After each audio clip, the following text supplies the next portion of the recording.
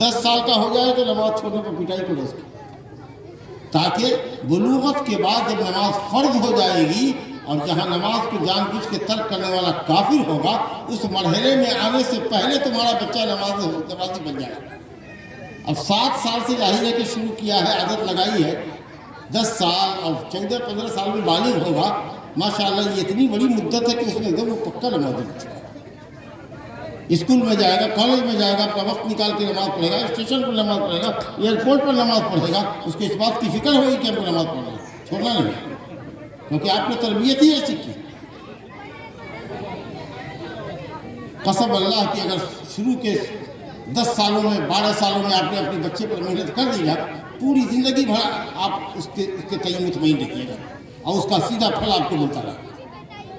یہ بچپن کی تربیت کیا ہے؟ نقش کل حجر ہے، جیسے پتھر پر نقش کیا جائے، حروف لکھا جائے، نشان لگایا جائے، مٹتا نہیں ہے، ویسے وہ بچپن کی تربیت اس کو یاد رہے۔ محنت کیجیے اپنے بچوں کو، 10 سال کے ہو جائے تو پٹائی کرو، اور 10 سال کے ہو جائیں تو لڑکوں کے درمیان لڑکیوں کے درمیان بستر الگ کر دو۔ ایک بستر پر 2 بچے کو مت سلاؤ، ایک لحاف میں ایک کمبل میں مت سلاؤ، جانے کا دن ہے، سب کو الگ الگ کمبل دو، سب کو الگ الگ بستر دو، کیونکہ 10 سال کے بعد جنسی خواہش پنپنا شروع ہو جاتی ہے۔ اسی لیے 2 بیٹوں کو ایک جگہ مت رکھو، 2 بیٹیوں کو ایک جگہ مت سلاؤ۔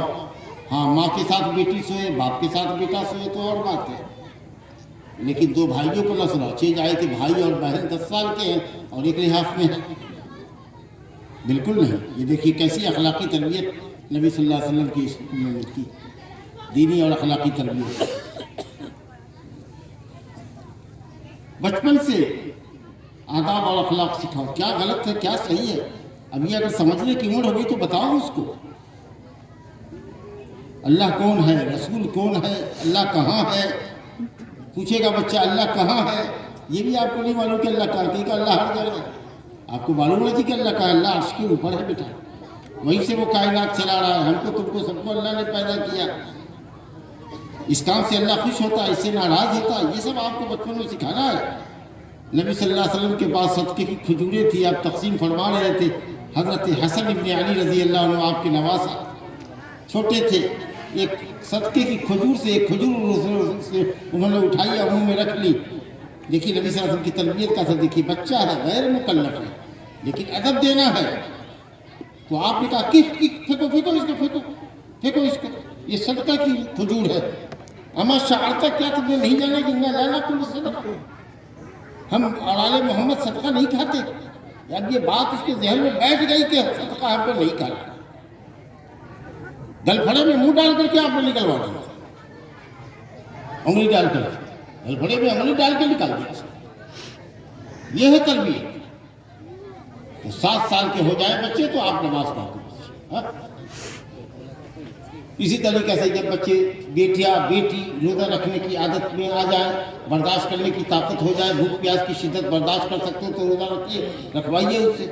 بہت سے پیار اور شفقت اور لاڈ کا بھی بچہ ہے، 12-13 سال کا ہے، کیا ابھی عمر گئی ہے، بیٹی بالغہ ہو گئی ہے، لیکن محبت میں اور پیار میں کہتے ہیں نا ابھی روزہ کیا کو رکھے، ابھی پوری عمر پڑی ہوئی ہے۔ اللہ، مسائل آتے ہیں کہ بھائی 5 سال تک بلوغت کے بعد بھی میری ماں نے روزہ نہیں رکھنے دیا، کہا تم جانتی تھی کہ روزہ فرض ہے؟ کہا جی بالکل جانتی تھی۔ کہا تو چلو 5 سال کے روزے پورے کرو۔ سوچیے، یہ ماں باپ کرتے ہیں۔ اور یہاں جب نبی صلی اللہ علیہ وسلم نے روزے کی فرضیت سے قبل عاشورہ کے دن کے روزے کا جب اعلان کیا تو انصار کی بستیوں میں اعلان کروایا کہ جس نے نہیں کھایا ہے صبح میں اب تک اعلان کار میں جانے تک، وہ روزے کی نیت کر لے، اور جس نے کھا لیا ہے فجر کے بعد سے کچھ تو اب وہ دن بھر رکا رہے۔ 10ویں محرم کے روزے کے تعلق سے یہ تاکید آپ نے فرمائی۔ تو حضرت ربیہ بنت معوذ ابن افرا کہتی ہے کہ ہم نے اپنے بچوں سے روزہ رکھوایا، دیکھیے جو کہ سنت روزہ ہے، اور جب بچے بھوک پیاس کی شدت سے روتے تھے تو ہم ان کو وعدہ کرتے تھے کہ اگر روزہ تم نے پورا کر دیا تو گڑیا بنا کے دیں گے، رنگین ان کی گڑیا بنا کے دیتے تھے، مسجد لے جاتے تھے، ان کو کھیلنے کے لیے دیتے تھے، اور کہتے تھے کہ اگر روزہ تم نے پورا کر دیا تو گڑیا تم کو دے دیتے۔ آپ بھی اپنے بچوں کو یہ جوش دلائیے، ہمت دلائیے کہ اگر تمہیں 12 سال کے ہو گئے ہو، 10 سال کے ہو گئے، 10 سال سے 2 سال سے روزہ اکا دکا روزہ رکھوائیے، چھوڑ باڑ کر کے، جس کو کہتے ہیں ہماری اصطلاح میں چھوڑ باڑ کر کے رکھنا، یعنی کبھی رکھوائیے کبھی چھوڑوائیے، یہاں تک کہ دوسرے سال میں پورا رکھوائیے کہ اگر اس سال تم نے روزہ رکھ لیا تو تم کو ایک سائیکل خرید کے دے دے چلنے کے لیے، مدرسہ اسکول ہو جاتے ہیں بیٹا سائیکل بھی لاؤ۔ وقتی طور پر اس طرح کے انعامات کا اعلان کرنے میں کوئی حرج نہیں۔ دیکھیے حضرت سنت ہے، حضرت ربیہ کہتی ہے کہ ہم ان کو گڑیا دیتے تھے، کھلونا دیتے تھے۔ بچہ ہے کچھ اچھی چیز کھانا پسند کرتا ہے، اچھی سی چاکلیٹ ہے یا کیک چاہتا ہے، کہا کہ آج تم نے اگر آج کا روزہ رکھ لیا تو بہترین چاکلیٹ جو تمہاری پسند کی ہے وہ میں لا کر کے دوں۔ الحمدللہ یہ کیا ہے؟ نیکی اور خیر کی طرف بچے کو لے جانا۔ صدقہ اور خیرات ہم لوگ کی فطرت ہے، مسلمان قوم صدقہ خیرات میں بہت آگے اور کرنا بھی چاہیے۔ مال اللہ کا ہے، اسے آخرت کمانی چاہیے۔ تو کبھی کبھی جیسے 10-20 روپیہ آپ غریب مسکین کو دیتے ہیں تو بچہ اگر آپ کے ہاتھ میں ہے اور چل رہا ہے ساتھ ساتھ تو کبھی بچے کے ہاتھ میں دے دیجئے کہ بیٹا یہ پیسہ اس مسکین اور محتاج کو دے دو، یہ غریب لوگ ہیں، ان کو دینے سے دعائیں ملتی ہیں، یہ تم کو دعا دیں گے، علم والے بنو گے، عزت والے بنو گے۔ اب اس کے اندر انفاق کا جذبہ، خرچ کا جذبہ بچے کے اندر پیدا کرے گا۔ اس طریقے سے آپ اس کی تربیت کیجیے۔ یا غلام سم اللہ وکل مما یلیک، نبی صلی اللہ علیہ وسلم حضرت ابن عباس سے کہہ رہے عمر ابن سلمہ سے کہا ابن کہ صاحب اب کھاؤ، جو نزدیک کا ہے وہ کھاؤ، پورے دسترخوان پر ہاتھ مت صاف کرو۔ بعض بچوں کی عادت ہوتی گھٹنے کے بل بیٹھ جائیں گے اور آگے سے اچھی چیزیں لیں گے، آپ ان سے قریب کر دیجئے، دے دیجئے، ان کو کہیے کہ کھاؤ، بسم اللہ کر کے کھاؤ، ہاتھ دھوئے ہو جا کے ہاتھ دھو کے بسم اللہ کرو، کھانے کے بعد کی دعا پڑھو۔ کوئی لقمہ گر گیا دسترخوان پر اس کو اٹھاؤ، کچھ لگ گیا ہے تو صاف کر کے کھاؤ، اپنے ساتھ بیٹھا کے کھلاؤ بچے کو۔ تو اس طریقے سے آپ اپنے بچوں کی تربیت کر سکتے ہیں، صدقات اور زکوٰۃ کے اوپر اس کو ابھار سکتے ہیں۔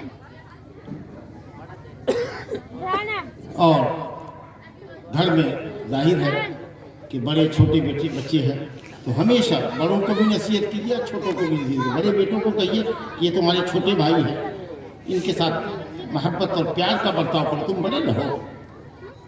کچھ اگر کہتے ہو کرنے کے لیے تو بڑا بھائی بعض گھروں میں اتنا دھوس جماتا ہے چھوٹے پر، سارا کام چھوٹا ہی کرے، لاؤ کھانا لگاؤ، پانی لگاؤ، برتن اٹھاؤ، یہ کرو وہ کرو، سارا کام وہ تنگ آ کے کہے گا کہ آپ خود کر لیجئے نا۔ اب جہاں منہ لگایا اسے لگا دیا ایک تھپڑ، اب وہ روتا ہوا ماں باپ کے پاس۔ عجب حال ہے، آپ بڑے ہیں تو آپ سارا کام چھوٹے سے کرا رہے ہیں۔ چھوٹے پر شفقت کیجئے، کچھ کام آپ بھی اپنا کر لیجئے، کچھ اس کا آپ کر دیجئے، تو اس کو شرم ہوگی کہ بڑے بھیا نے میرا یہ کام کر دیا، ہم کو کتنا بڑھ کے کام کرنا چاہیے۔ من لم یوقر کبیرنا من لم یرحم صغیرنا ولم یوقر کبیرنا فلیس منا۔ بیٹا بڑے بھائی ہیں تمہارے، ان کا احترام کرو، اور بڑے کو کہا کہ یہ تمہارا چھوٹا ہے اس پر شفقت کرو، تب نہ چلے گا معاملہ۔ تو دونوں طرف سے یہ جو کہتے ہیں احترام متبادل جس کو کہتے ہیں، یہ ہونا چاہیے کہ آپس میں احترام کا تبادلہ کرو، شفقت کا اور احترام کا تبادلہ ہونا چاہیے۔ چھوٹا بڑے کی عزت کرے اور بڑا چھوٹے پر شفقت کرے، اس طرح کا ماحول۔ اور ایک بات اور بتاتے ہیں بہت ضروری، اور وہ یہ ہے کہ بچوں کے درمیان عدل و انصاف بہت ضروری ہے۔ بچوں کے درمیان عدل و انصاف بہت ضروری ہے۔ اگر ایک بچے کو بوسہ دیتے ہیں تو دوسروں کو بھی دیجیے، بیٹا کو بھی دیجیے اور بیٹی کو بھی دیجیے۔ نبی صلی اللہ علیہ وسلم نے حضرت حسن کا ایک مرتبہ بوسہ لیا، لیتے ہی رہتے تھے، وہاں اقرع بن حابس تمیمی بیٹھے ہوئے تھے۔ انہوں نے کہا یا رسول اللہ میرے پاس 10 بچے ہیں، میں نے آج تک کسی بچے کا بوسہ نہ لیا۔ اللہ، تو آپ نے فرمایا من لا یرحم لا یرحم، جو رحم نہیں کرتا ہے وہ رحم کے قابل نہیں ہوتا۔ بچوں پر رحم کرو، یہ رحمت کی دلیل ہے کہ تم اپنے بچے سے پیار کرتے ہو۔ بوسہ لیا کرو اپنے بچے کو، سب کا لیا کرو۔ کچھ بھی لاؤ تو جتنے گھر میں بچے ہیں سب کے حساب سے لاؤ، اور ایک طرح کی چیز لے کر آؤ، تاکہ مارا پیٹی نہ ہو کہ یہ ہم لیں گے تو یہ ہم لیں گے۔ ایک کو دو گے دوسرے کو نہیں دو گے، نفرت اور منافرت پیدا ہوگی، باپ کے تئیں بھی نفرت پیدا ہوگی اور بھائیوں میں بھی اور بہنوں میں بھی عداوت ہوگی۔ سبو بین اولادکم، اللہ ہو نبی صاحب نے کہا اپنی اولاد کے درمیان مساوات کو، بیٹے کو زیادہ مانتے ہو بیٹی کو کم مانتے ہو، نا انصافی کرتے ہو۔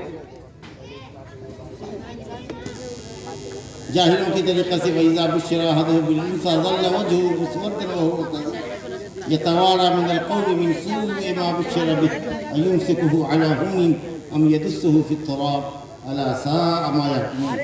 बेटी हुई तो थथना लटक गया, मुँह लटक गया, शर्म से छुपा छुपा फिरता है। ला हौला वला कुव्वता।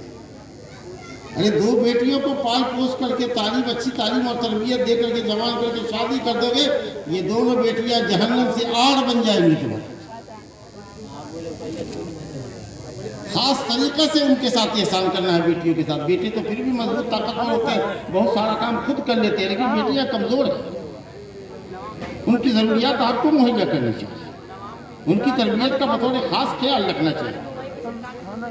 वो आपकी इज्जत है, अगर कहीं भाग गई तो आपकी तो नाक पहले कटेगी, खानदान की भी कटेगी, दूसरी मुआशरे की नाक कटती। उसको तो और ज़्यादा तवज्जो देनी चाहिए बेटियों की तालीम होती है।